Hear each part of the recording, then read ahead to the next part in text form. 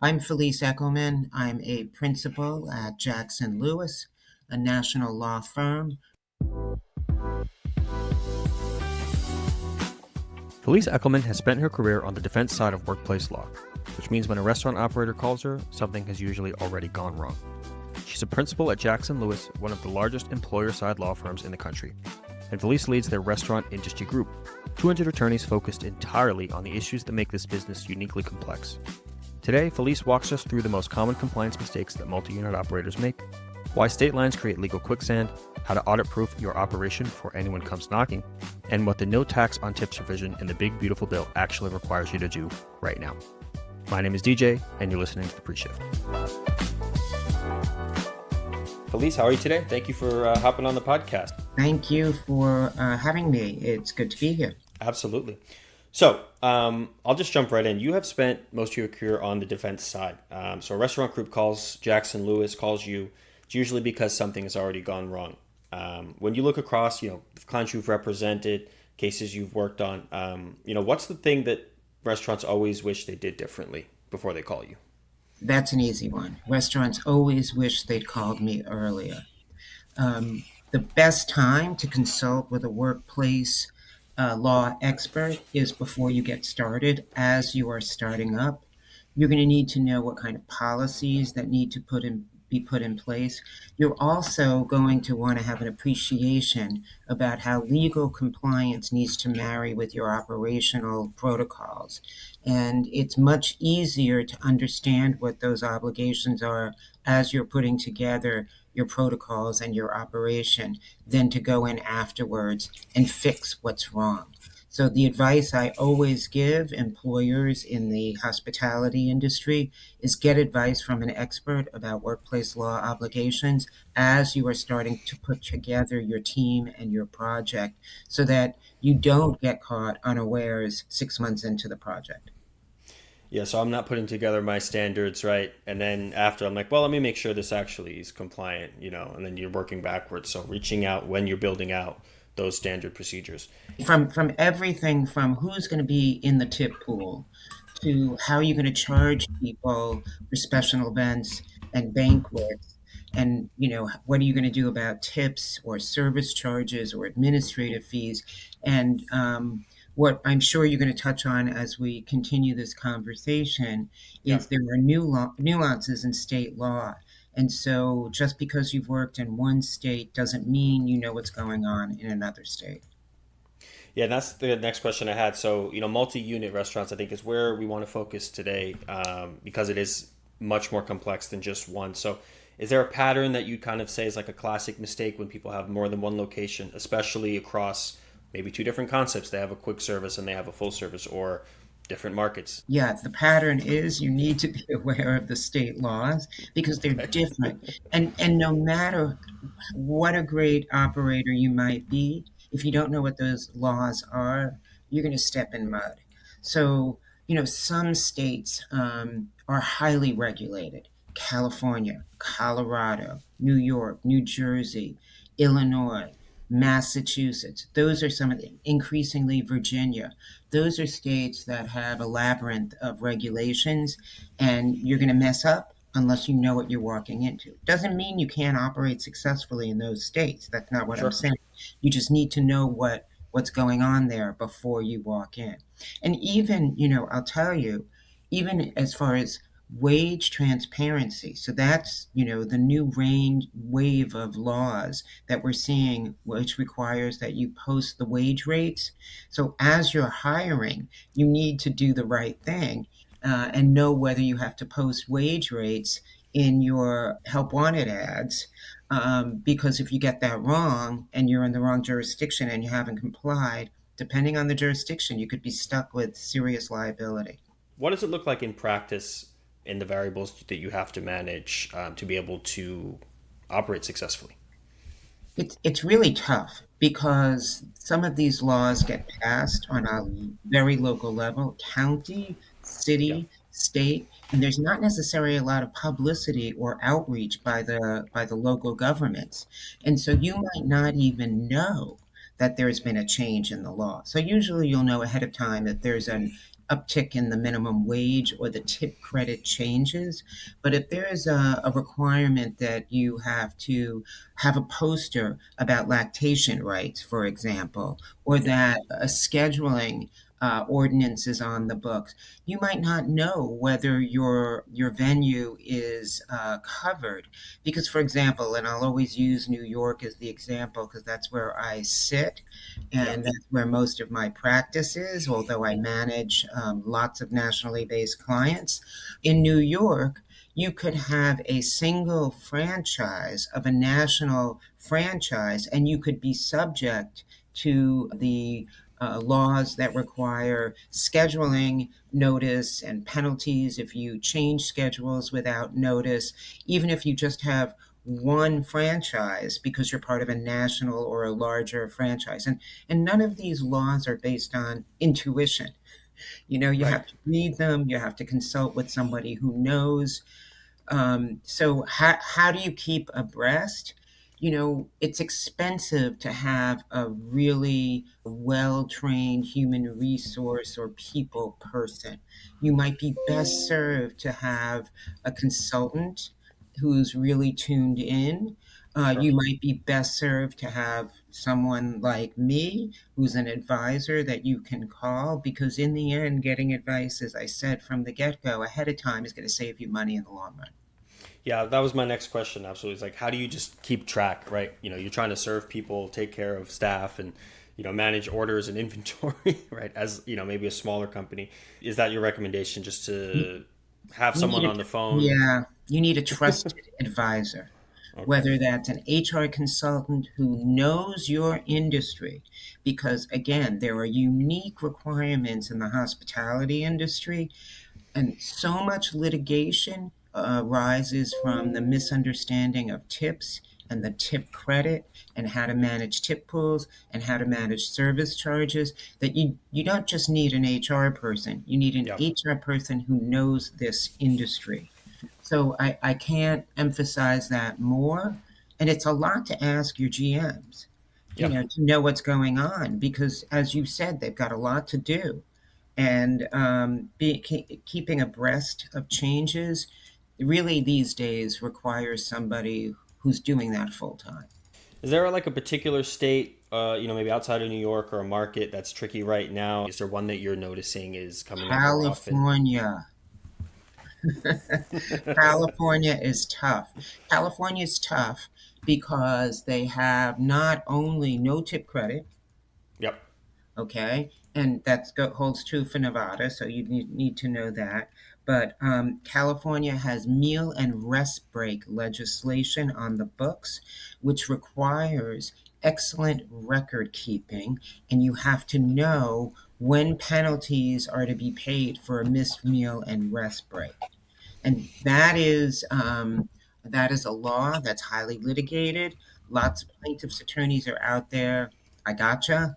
And so if you haven't planned for how you're going to monitor meal and rest breaks and how you're going to ensure that your penalties are paid if they're missed, then you're going to get in trouble in California. So, it's such a unique thing that Jackson Lewis has developed Hmm. an annual booklet, so to speak, Okay. that's called Welcome to California, because there's so much in California that employers who have been successful elsewhere won't even know to look for. I think in California, two different cities and municipalities have different laws as well. San Francisco Yes. and LA are different if you have locations different. It's just it's a headache to say the least. Um, Yes, San Francisco, LA have their own ordinances. Listen, New York City has yep. a very robust statutory scheme that impacts employers in the hospitality industry as well.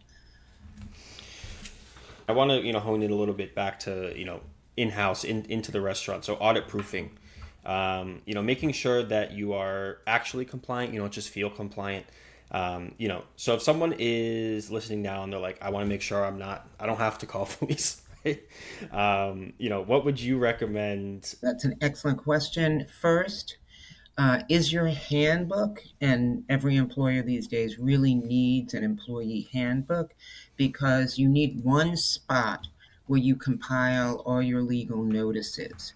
So you're going to need notices of anti-harassment policies. You're going to need notices about wage and hour compliance. And there are other notices that are mandated in different jurisdictions from, lactation to rest breaks, to paid time off that are mandatory.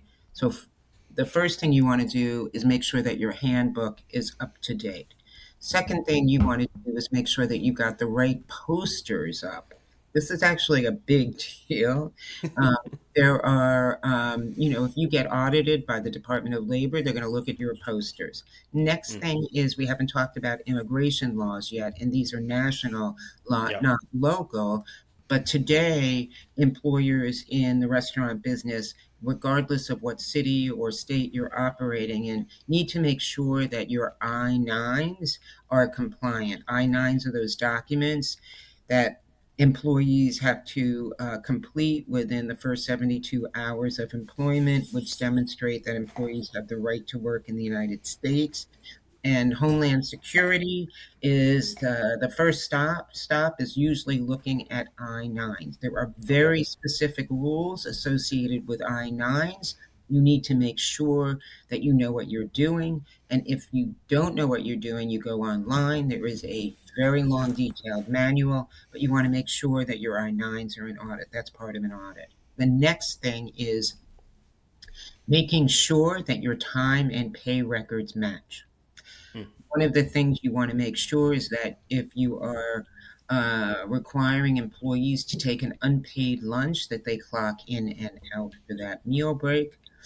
It is a practice that I would say should be disfavored of deducting time from pay for meal Mm. breaks without a clock out. So you want to look at that. And under federal law, state laws are different. Any break of under 20 minutes must be paid. So you need to be very careful about that. So you want to match your time and pay records. Next, you want to make sure that the right people are in the tip pool, and Mm-hmm. the right people will be based on not just federal law, but also state law. Generally speaking, managers cannot be in a tip pool. Okay. Now, what is a manager and what's not a manager is not always clear. Titles are not determinative. It depends on what the person does and doesn't do. And then the last thing that you want to do is you want to make sure that you've properly designated folks as exempt from overtime and salaried. So there are very specific regulations, federal regulations, and some states have layered on top of that who can be salaried and exempt from overtime and who must be paid overtime after 40 hours of work in a work week. So I would say if you're going to do a basic wage, a basic compliance, you're going to touch on all those things. The other last thing, and I think it's too much to talk about in this conversation, but safety regulations. You cannot have underage minors performing many jobs that Yep. are dangerous, and that's also a very local requirement. There's all kinds of enforcement requirements as to heat and operating machinery. Not a lot of machinery, but I've had inquiries from the Department of Labor where underage minors are operating balers. Can't Mm. do that because it's considered dangerous. So you need to also factor in health and safety regulations and in particular how they might impact minors. What's something that restaurants think is normal or common, reasonable, that's actually maybe the most common violation that people make by mistake? Ooh, one of the things they don't always think about is who should be hourly and salaried. Okay. Depending Okay. on your venue, your sous chef may or may not operate as a manager. And it's very fact intensive, and calling someone a sous chef does not solve the problem. The other issue is a floor manager or a first level supervisor. So, a Okay. first level supervisor may not meet the requirements of an exempt executive, and so you could be walking into an issue if you're paying them on a salary. I think that's a big issue, a very big issue. The other tricky thing that I think restaurant operators are facing these days, and many in all industries, I think this is becoming increasingly tricky, is what to do about accommodations. Okay. Restaurant work is physical, Right. and there are obligations which vary by jurisdiction about what to do when somebody says, I can't perform all the functions of my job. I need an accommodation. That overflows into what happens when a female employee becomes pregnant. Because now we have a new federal law called the Pregnant Workers Fairness Act, which is much, much more restrictive on employers than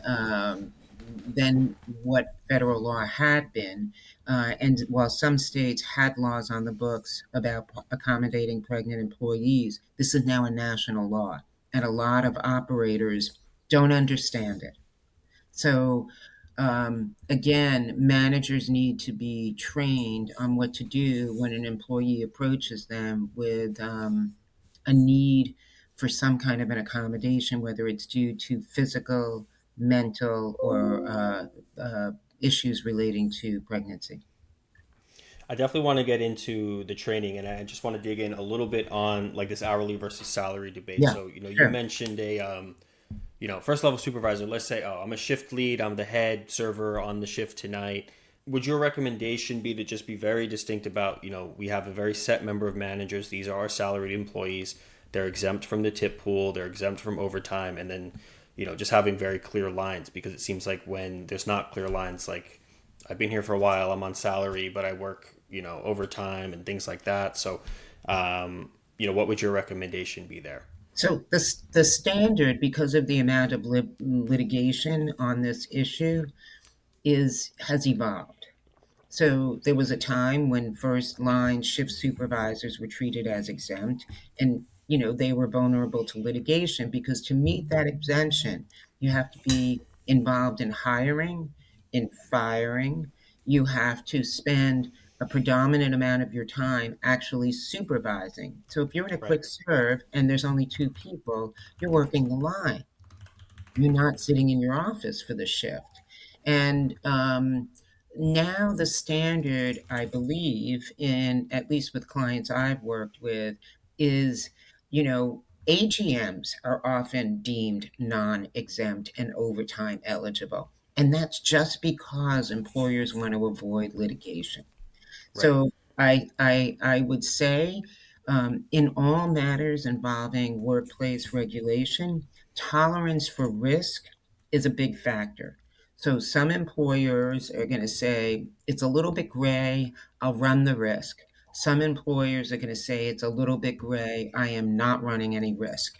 And you know, in many of these situations, it's a little bit gray. The trend these days is certainly shift supervisors and floor managers are very often hourly, Mm-hmm. and AGMs in some instances are hourly as well. Certainly in California, you're going to see that because the requirement in California is even more strict than the federal requirement. GMs are typically deemed exempt. And then you have area and regional managers when you are dealing with multi location operators. Go into your decision making knowingly so that you know if you're taking on risk. As far as the back of the house, look very carefully at what your sous chefs are doing. In terms of how they're spending their actual time Yes, at a because desk versus on the line. exactly. The title is not determinative. In some venues, a sous chef is definitely a member of the management team. In many venues, they're really just experienced line workers. And Sure. so it's a very factual inquiry, and the title, again, is not going to determine liability. And I imagine a lot of that comes up, this blurred lines comes up with the tip pooling as well, like who is eligible for the tip pool. Yes. And that varies in jurisdictions as well. So let's dive into that a little bit before we kind of get into some of the training here. What's the most common issue you see with tip pool administration? The wrong people being in the tip pool is number one. And then the second is a lack of transparency about tips, who's in and how much everybody's getting. If I'm in the service staff, and I don't understand how the tip pool works, and I don't understand who's getting what each shift. I'm going to be suspicious.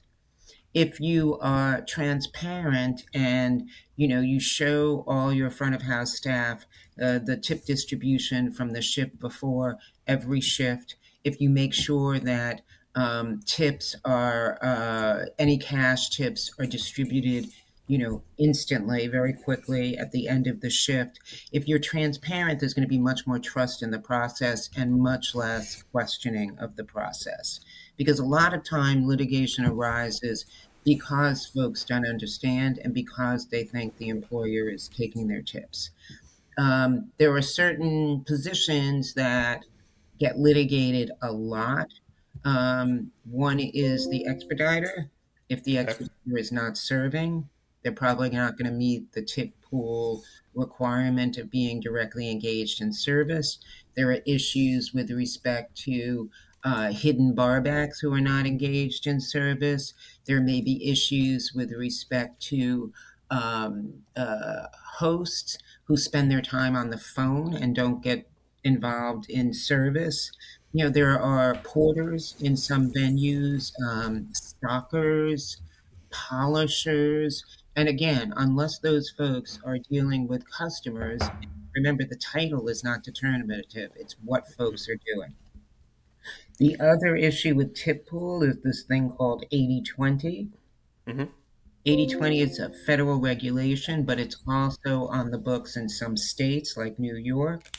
Right now, I'm not going to go into the nitty-gritty. There's been a lot of litigation over Yep. whether the DOL's interpretation of 80/20 is enforceable.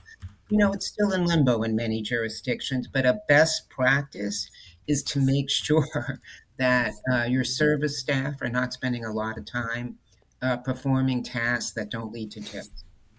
So prep work, setup work, that should really, really be minimized. Mm-hmm. And if you need setup work done, one solution is have somebody who just does setup work and pay them the minimum wage. It's interesting just hearing this because I imagine from an operator perspective, employee perspective, the frustrating thing almost to me is it's coming from a place of the hidden bar back, for example. They're working hard. I want them to earn tips because they're contributing to the service that people are tipping for. So it's not coming from a place of malice or like No.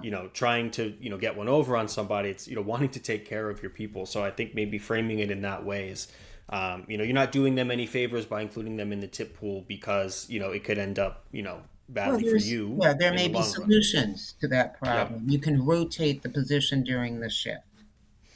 There's like a lot of things you can Yep. come up with, and this is where my point about operational considerations. Um, if you think about these things, and you need to have an extra bartender or barback that's hidden because they're doing prep work, you might want to rotate that position. You might want to have that position rotated, one shift during the week at one rate, not in the tip pool. And there's a lot of solutions to these problems. And Yep. the point is to be creative and to consult with somebody who knows what the regulations are so that your solution actually solves the problem. Right. So I want to dive into some of this a little bit and what I think prevents a lot of this. We talked about audit prevention, but in the day to day, it's really the thread that connects it is training people, right, to do the right thing, to make the right Yep. decisions. So, Yeah. what would you like to see in a training program, from an operator to show that they're taking compliance seriously?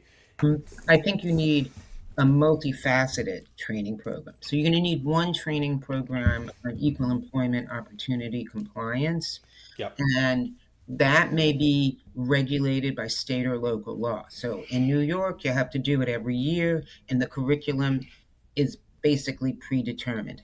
You can't have your folks sit in on that and then layer it with other things because first of all, it takes too much time. Second Yep. of all, they're not going to remember everything. Right.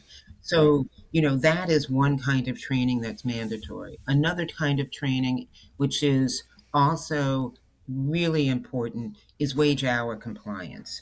Understanding the importance of having excellent timekeeping records, understanding that it's important to respond to inquiries regarding pay, understanding why the rules are the rules, what to do when somebody misses a lunch, what to do when someone tells you they stayed late 15 minutes and they weren't authorized to do that, giving your managers the ability to understand why your directives are what they are. So I would do one on wage hour compliance also. And then I would handle another two different pieces, one on accommodation, like what to do when an employee says, I hurt my knee skiing and I can't really climb stairs anymore or carry trays, or I have to sit down every hour for 10 minutes because I'm now pregnant. Like, Right. those decisions have impact, and those decisions are made by supervisors in the moment.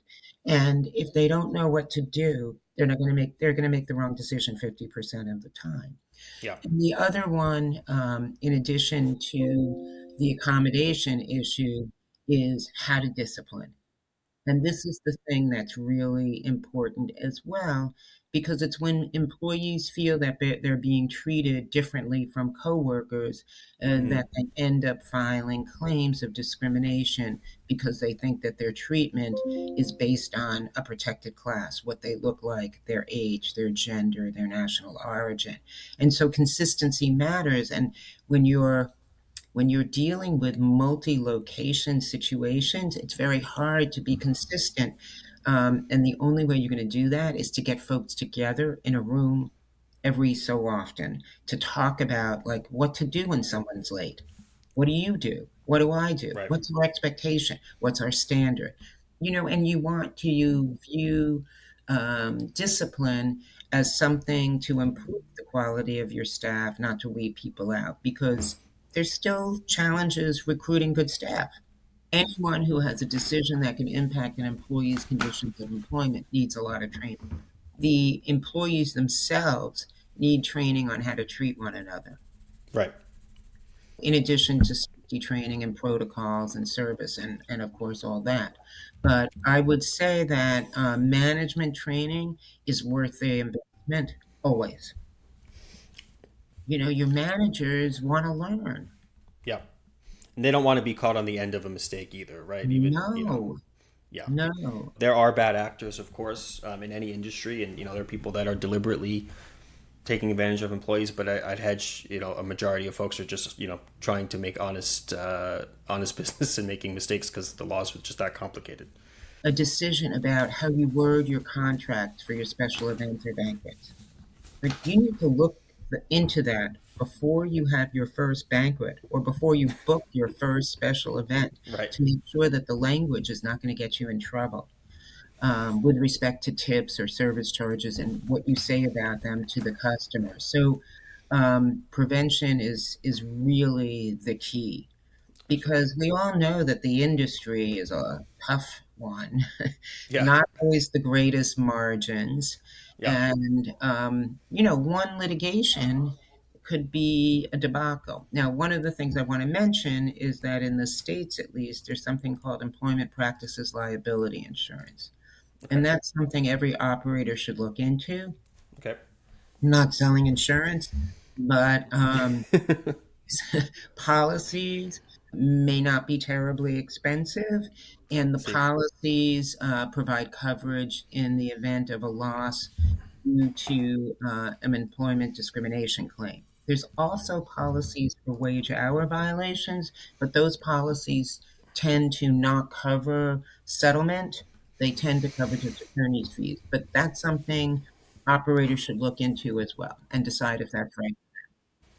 Yeah, I mean the common narrative I think throughout our conversation is really just you can never be too careful. You can never call too many consultants. You can never have too much protection as from insurance, like you just mentioned, and just being maybe overly cautious in these senses because it really is the difference between being compliant and owing a lot of money back. I'd like to shift a little bit just into as we're coming up on time, big beautiful bill, the no tax on tips provision that's been everywhere. I think people are still misunderstand it. I think there's a lot of questions about it. So, what does this mean in practice for restaurants right now. They should be talking to their payroll providers Okay. about splitting up overtime comp and non-overtime comp. Tip income has always been a separate line item, Right. but depending on what you're doing with your payroll provider, you might not be able to see the overtime. And here's where it gets a little crazy because the tax impacts only the halftime. So in the United States, you get overtime after 40 hours of work at time and a half, your regular rate. But Right. often the line item is for the overtime at 1.5 times. The tax relief is only for the half. And so you want to have your operator, your payroll processing company, do that for you. And uh, typically, you have to direct your payroll processor to do that. They're not going to do that automatically.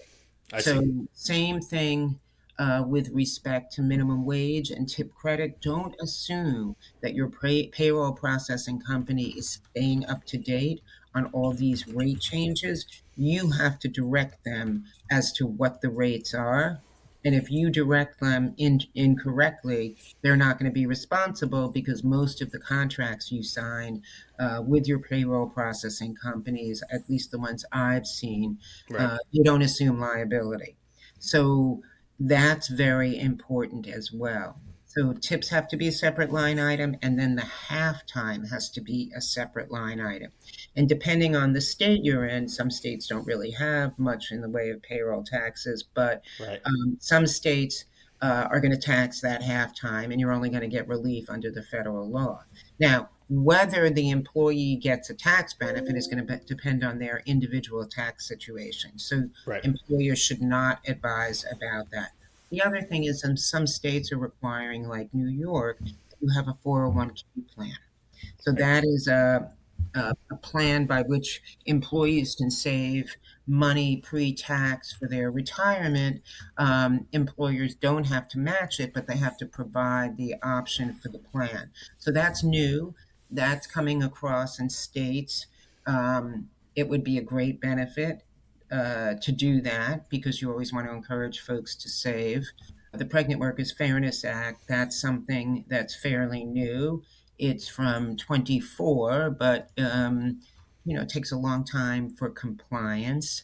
And those are some key issues. But as far as what I see from our national practice across the country, we are still seeing a lot of wage hour litigation with allegations that folks are not being paid for all the time that they work, that they are being charged for unpaid meal breaks that they didn't take, that they're not being paid for meal breaks. Right. The last issue is there is still a lot of harassment claims, Yep. usually gender, but not exclusively. Yeah. And it goes back to, the training and making sure that your culture and your values are well communicated. And, like you mentioned, discipline as well is important. And one of the big issues we talked about as well that I haven't mentioned is misclassifying folks as independent contractors. Okay. And that's something that operators who are starting up need to understand that there's no such thing as a 1099 employee. You're either a consultant, an outside contractor with a separate contract, or an employee. And the other thing that we haven't talked about is non-compete, restrictive Mm-hmm. covenants. Those are not subject to federal law. Those are state laws, and they're changing because some employers, I would say, overuse them. And a non-compete is really not supposed to limit someone's ability to get a job. I would not look at this except at the manager level. I would not go out and just take a form document. Yeah. I would make sure that it's personalized for your Yeah. particular situation. So don't have ChatGPT generate a contract for you. No, you don't know what you're going to get. When would someone might use a 1099 in a like? Obviously, you said you're not supposed to do that, but in what cases may are people doing that? let's say you're starting up and you hire someone to help you with design, with menu Okay. design, marketing, your look, your signage, also social media assistance, which is part of PR. Those are clearly going to be folks who are appropriate for a consulting relationship, and I would recommend an independent contractor agreement with anyone like that. I see. Um, Maybe someone who comes in and does training, who's not part of your team on a regular basis.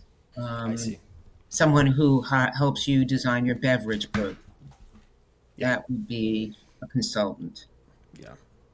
And you should have an agreement with them, making clear that they're not an employee, they're not entitled to benefits, because a lot of these situations come up with an independent contractor files for unemployment. And then the Right. state unemployment agency says, employer, you didn't pay unemployment taxes for this person. Why not? We haven't really focused on leave and sick leave. Sure. And there are a lot of states with a lot of laws, and you need to know how to navigate them. So, for example, in New York, depending on the size of your workforce, you may or may not have to pay X number of hours of sick leave I see. versus Y. And in the city, there's now an obligation to provide unpaid sick leave from the first day of work. So you could be hired today, Monday, call out sick on Tuesday, and the law requires that you get that day off without pay. I see. So, back in the day, you would say, you're sick on your second day of work. What is this? Right. Happens. Now in New York, you're protected. That's interesting. Someone's listening to this. Maybe they're a little bit scared. I hope they're not scared. I hope they feel informed and armed with information to, be more compliant and feel better about what they're doing. That being said, if someone is not sure, they're like, oh, maybe I need to get my stuff together. What's the one thing you want them to do differently after this tomorrow? Make sure you're paying your people properly. Okay. That is the most important thing. That's critical. And depending, I can't even predict what next city might be an ICE target, but got to get those I-9s. They have to be filled out perfectly. You want to be able to feel that your staff are going to be safe, and that's important today. So having those I-9s on file properly, ready to go, and just having them in a place that's easily accessible, Yes, in case someone's asking for them right away. exactly. And know your rights. We have a little brochure or a little handout we provide to our clients, what to do when ICE comes knocking, Yeah. just so that your managers know what they can and cannot do. Um, it's really, again, knowledge is power. Yeah. And knowing what your rights are and feeling confident in all aspects of your operation that you're doing the right thing. Absolutely. I think that's a nice place to kind of put a cap on it. If folks are looking to get in contact with you, what's the best way to do so? My name, Felice.Ekelman at jacksonlewis.com. So I really appreciate the opportunity to speak to you today and to all Thank the you. listeners. And I hope folks have learned something. As I listened back to my conversation with Felice, three things stood out. First, the most expensive compliance mistakes are the one you accidentally build into your operation from the start. Felice's opening point that she made really fast is that the restaurants who end up calling her are the ones who didn't call her before they opened. Getting a workplace law advisor involved early, before your policies, tip pool structures, and hiring practices are set costs far less than fines or litigation. The second, in this industry, the job title is never the answer. Whether it's deciding who's in the tip pool, who qualifies as exempt from overtime, or who can be classified as an independent contractor, what matters is what the person actually does on a given shift. Your sous chef might be a manager or line worker. Your expediter might or might not be in service. Your barback might or might not belong in the tip pool. The law doesn't care what you call the role, it cares what the role does. And lastly, most of the legal exposure in a restaurant does not come from the operator. It comes from the manager making a split-second call. It could be about a pregnant employee asking for accommodations, a shift that changed without notice, or a disciplinary decision that wasn't documented.